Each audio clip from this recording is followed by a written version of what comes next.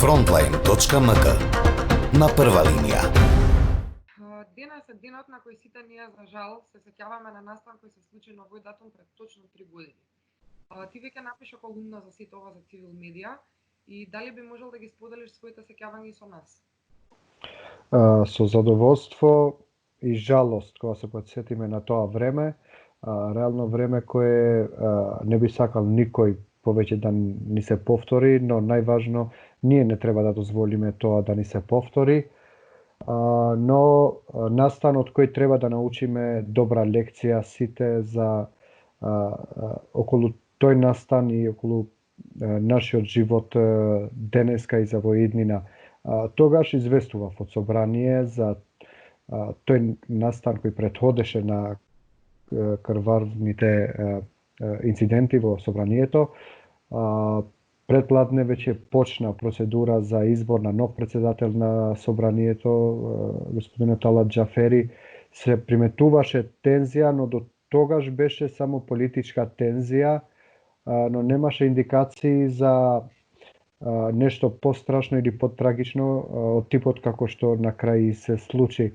Јас во едното како се избра господинот Џафери, излегов да известувам од пред собранието директно и во тие веќе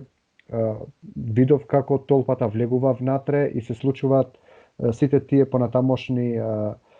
настани, насилство врз лидерот на СДСМ Зоран Заев, тој Алијанса за албанците Зијадин Села и сите други пратеници кои беа присутни. Во тие моменти на насилство не бев реално внатре, но бев надвор, а од надвор чувството беше неколку пати пострашно, бидејќи не се знае известноста на колегите внатре, нивното здравје, нивниот живот, безбедноста. А понатаму загрозени бевме и ние надвор, кои почнавме да известуваме директно, бидејќи дел од маскираните напаѓачи, улигани кои влегува во собранието, излегува надвор и стоја позади нашите камери, позади нас, не следеа, не слуша, не наблюдува буквално и почна да ни возвратат со навреди, со закани, со уценја. Беа сите со маски и беше навистина во прашање дали ќе преживееме тој ден или нема да преживееме, имајќи предвид дека веќе почнаа да стигнат вести дека Зоран Заев е искрвавен, пратениците се нападнати, Зијадин Села е мртов, таква беше таа информација. И замислите во ситуација кога претендент или мандатар за премиерна влада, пратеници, лидер на партија можат толку лесно да се нападнат, да се тепат и да се убијат, што може да го снајде еден новинар. Затоа почна многу прашања да ни се вртат низ главата. Како што напишав и во мојата колумна, имаше моменти кога навистина се предадовме од надежта дека тука може да се живее и може да се постигне нешто. Имаше моменти кога не мислевме веќе понатаму за живот во оваа земја, но тоа беше краткорочно. Во еден одреден момент разбравме тоа е нашата судбина, нашата реалност со која треба да се соочиме и не треба да бегаме, оти нема да можеме да бегаме, бидејќи бегајќи од проблемите стигнавме до тоа ниво, бегајќи од некои претходни неправди, други слаби алатки од системот, стигнавме до тој степен да се загрози и веќе и уставниот поредок и највисоката законодавна институција, храмот на демократијата, собранието, народните представници. И во тој момент беше таа пресвртница кога разбравме сите дека наша должност не е да бегаме од овие проблеми, да се скриеме од тој режим кој беше тогаш, туку да се соочиме и да почнеме и со наш придонес да промениме најпрво општеството, политичката елита, политичкиот ментален склоп и начинот на функционирање на системот во нашата земја. За жал од тогаш до сега не се постигна таа цел за која сонувавме сите дека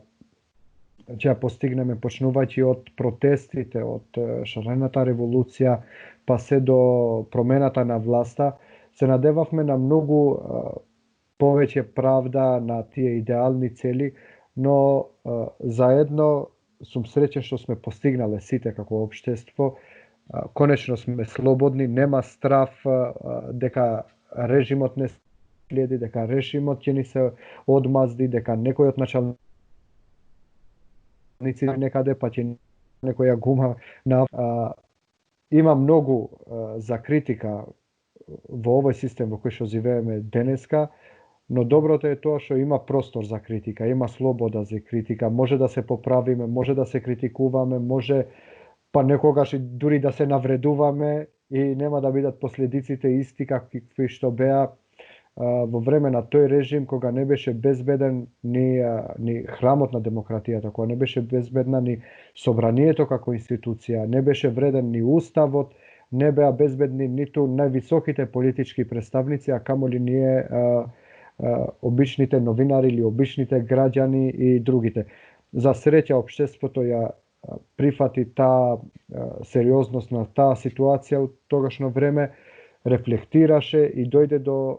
промените на кои што живееме денеска. Секако има многу неисполнети мисии со ништа, како што многумина викат, делот или половина од тој режим уште не одговорил за тие дела направени на тој заедни, но сепак се вратам на тоа, приоритетно ни е да не дозволиме да се врати веќе никогаш 27 април, уште помалку лицата кои го исценира и го спроведува тој настан, а понатаму ни останува да ја донесеме таа правда и таа вистина за сето тоа што се случи на тој кобен 27 април 2017 година. Frontline.mk. На прва линија.